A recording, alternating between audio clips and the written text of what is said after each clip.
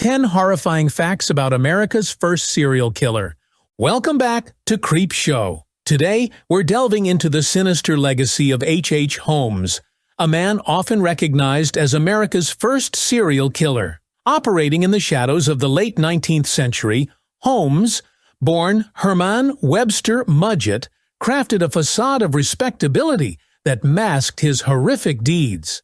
With chilling intelligence and a thirst for manipulation, he built a notorious hotel in Chicago, infamously known as the Murder Castle, where he would lure unsuspecting victims into a web of terror and deceit. From his birth on May 16, 1861, in Gilmanton, New Hampshire, to his execution on May 7, 1896, Holmes's life was steeped in crime. While authorities could definitively attribute at least 9 murders to him, he confessed to a staggering 27, with some estimates suggesting his victim count may have reached as high as 200. Join us as we explore 10 horrifying facts about this monstrous figure and the chilling acts he committed in plain sight, long before the infamous Jack the Ripper haunted the foggy streets of London. Number 10. Holmes was abused and ridiculed as a child. Herman Webster. Mudgett's troubled upbringing began with emotionally and physically abusive parents. Both depriving him of food and locking him away for long periods, his father was especially cruel. Allegedly, he would hold kerosene-soaked rags over his children's mouths to silence their cries. To escape the horrors at home, young Herman would retreat to a nearby wooded area, where he is believed to have begun dissecting animals, developing a disturbing fascination with death. Research indicates that many serial killers never form meaningful relationships and are 6 times more likely to have experienced abuse during childhood. Mudgett's traumatic upbringing likely fueled his later ability to manipulate and deceive others.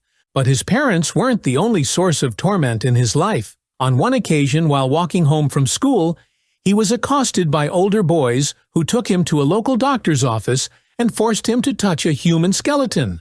Although frightened at the time, Mudgett later claimed that this experience helped him confront his internal demons and sparked his interest in human anatomy, ultimately leading him to enroll in Michigan's medical school. Number 9. Holmes robbed and mutilated corpses. While attending medical school at Michigan University, H. Holmes helped finance his education by stealing cadavers from the morgue and mutilating them to make it look like they had died from violent accidents. He would then attempt to collect life insurance on the deceased by claiming they had passed away naturally. In late 1800s Chicago, dying in an accident was a believable scenario.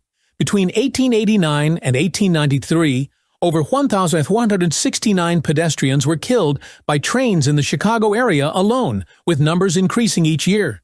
In 1889, 257 people lost their lives to train accidents, but by 1893, that number had risen to 431. Violent deaths were tragically commonplace in the bustling metropolis. Holmes was undoubtedly aware of this grim reality, which allowed him to perfect his gruesome insurance fraud techniques over time.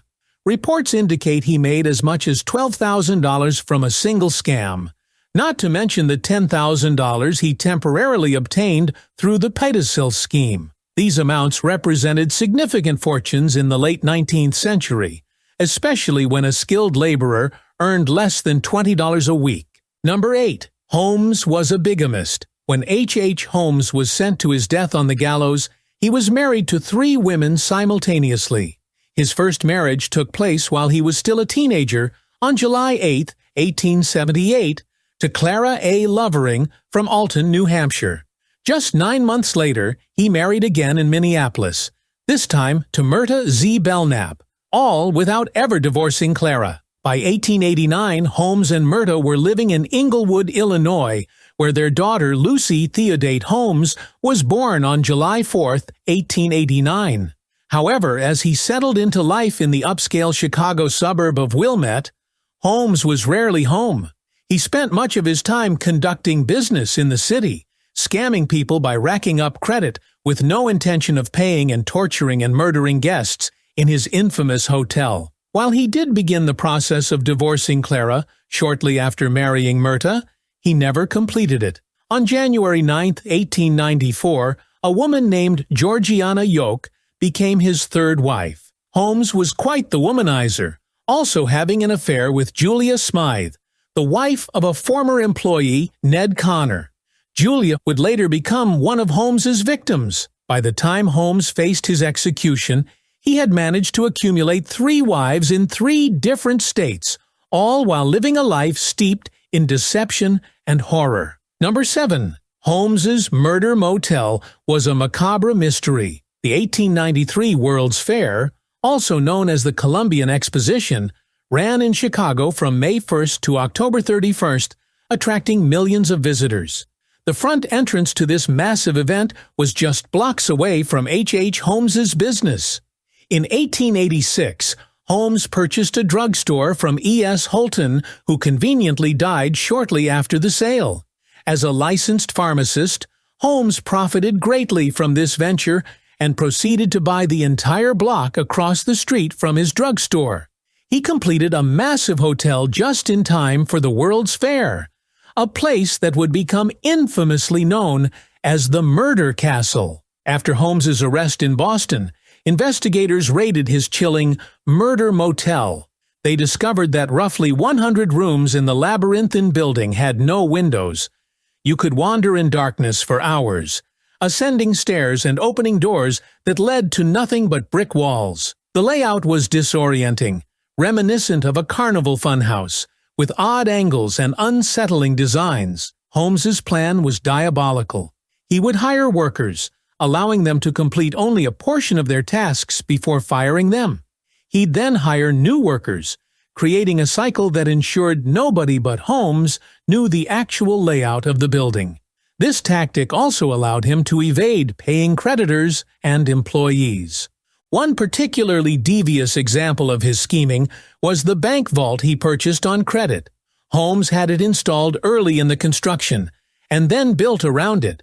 When the company later threatened to sue him for non-payment, he counter-threatened to sue them for damaging his building by removing the vault. Holmes retained the safe and found a horrifying use for it. He later confessed to locking Annie Williams inside, allowing her to perish in what must have been a long, agonizing death.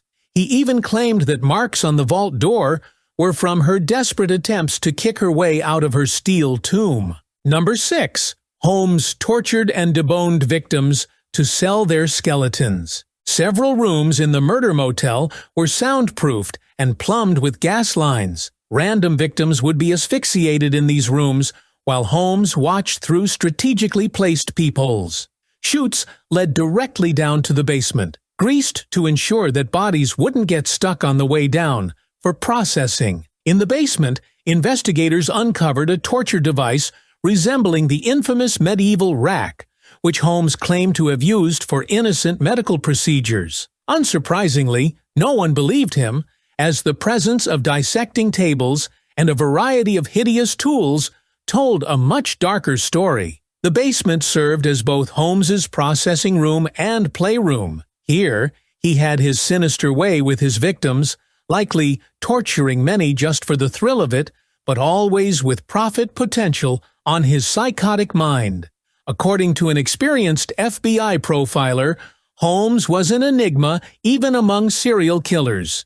His profit-driven approach to mutilation and murder did not align with typical profiles of other serial criminals. Additionally, Holmes graduated from a prominent medical school, an achievement that many serial killers never attain. The most disturbing device found in the basement was the dissecting, or deboning table, where Holmes would strip the flesh from individuals whose skeletons were deemed suitable for medical displays. He would then restore these skeletons and sell them as articulated skeletons to unsuspecting medical institutions across the country. Holmes also had a lime pit and a crematorium, likely for disposing of victims whose skeletons he could not sell. This, along with the overall design of the Murder Motel, illustrates how Holmes concealed evidence of his horrific crimes right in plain sight. Number 5. A deadly deal. Benjamin Pitezel unknowingly signed his and his children's death certificates the day he met H. Holmes. Hired as a carpenter, Pitezel became a close business associate and friend of Holmes, who also ingratiated himself with Pitezel's family in what turned into a deadly pact. In 1894, Holmes convinced Pitezel to fake his own death as part of a $10,000 life insurance scam.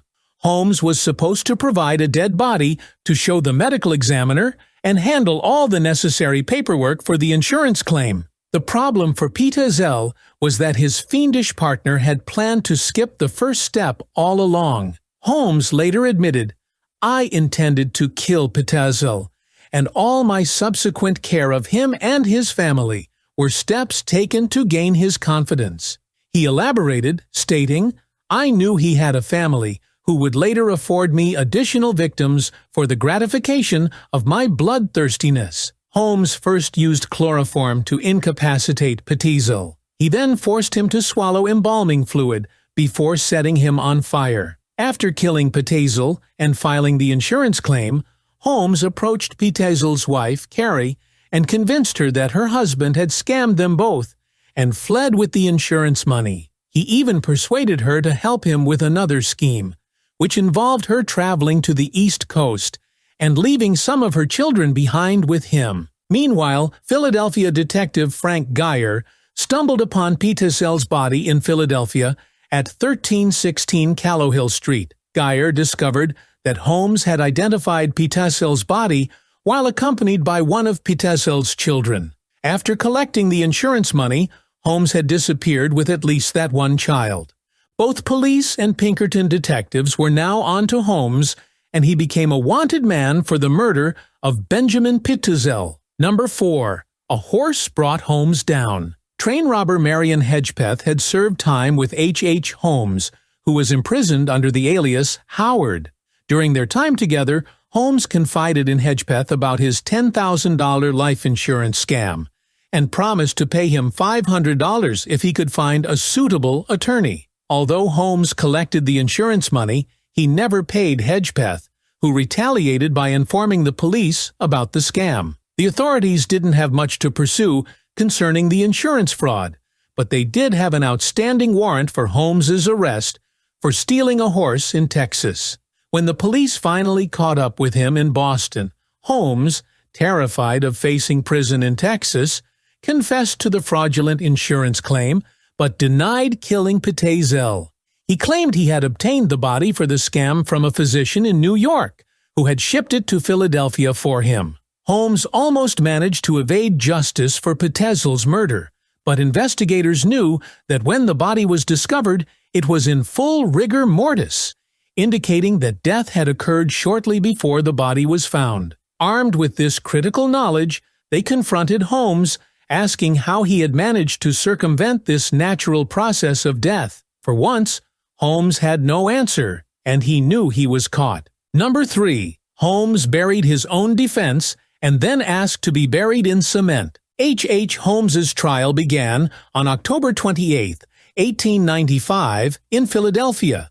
Dubbed the trial of the century, it attracted as much media attention as the O.J. Simpson trial would a century later. Holmes went out of his way to ensure it was a sensational affair. On the very first day of proceedings, Holmes fired his lawyers and decided to represent himself. Initially, he appeared confident, but as the prosecution intensified their case against him, he began to falter. He struggled to convince the jury of his claims that Pitezel had tried to kill himself.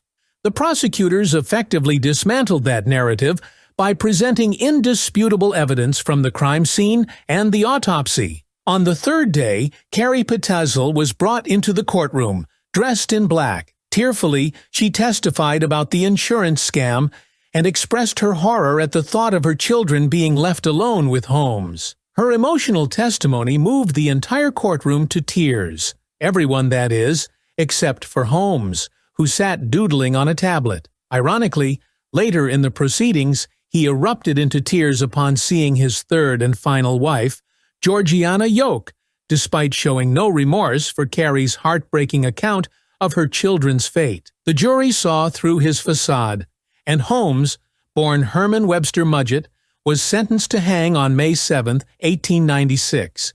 After unsuccessfully defending himself at trial, Holmes made a peculiar request of the court. He asked to be buried under 3 meters, about 10 feet, of cement. His reasoning? He feared that people would want souvenirs or would attempt to dissect his body. Ironically, the court granted his unusual request. Number 2. He was paid for his false confession and died a hard death. Hearst newspapers paid H. Holmes a staggering $70,500 for his written confession. However, it proved to be a poor investment, as Holmes offered up different accounts of more crimes than he had originally confessed to. In his rambling confession, he claimed to have committed over 100 murders, all the while undermining his own credibility. Most believe he simply didn't care about the accuracy of his statements. When he was finally hanged, Holmes's neck didn't break as intended.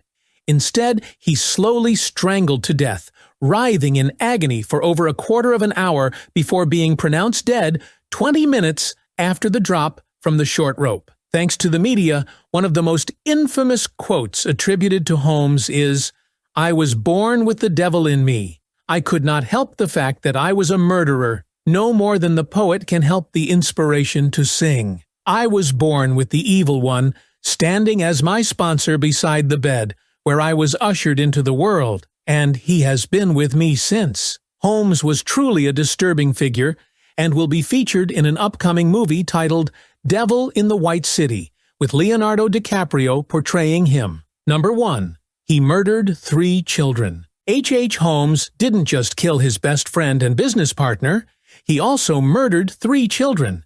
He described how he dismembered Benjamin Pitezel, cutting him into small pieces before burning the remains in a kitchen stove as if they were some inanimate object. To fuel the fire, he even used corn cobs. Just months after murdering their father, Nellie and Alice Pitezel became his next targets. Holmes lured the 2 little girls to a house on Vincent Street in Toronto, Canada. There, he convinced them to climb into a trunk, then fed tubing into it and pumped in gas to asphyxiate them. He buried their bodies in the cellar. Holmes later recounted seeing their little blackened and distorted faces as he stripped them of their clothes, relishing the burial without a particle of covering save the cold earth, which I heaped upon them with fiendish delight. Nellie and Alice had a brother named Howard, whose remains were discovered a year later by Detective Frank Geyer at a home outside Indianapolis. Thank you for joining us on this dark journey into the mind of H. Holmes. His story is a haunting reminder of the evil that can lurk behind a facade of charm and respectability. What aspect of his gruesome tale shocked you the most? Share your thoughts in the comments below, and don't forget to like, subscribe, and hit that notification bell for more spine-tingling stories from the shadows of history. Until next time, stay curious and vigilant as you navigate the darker corners of our past.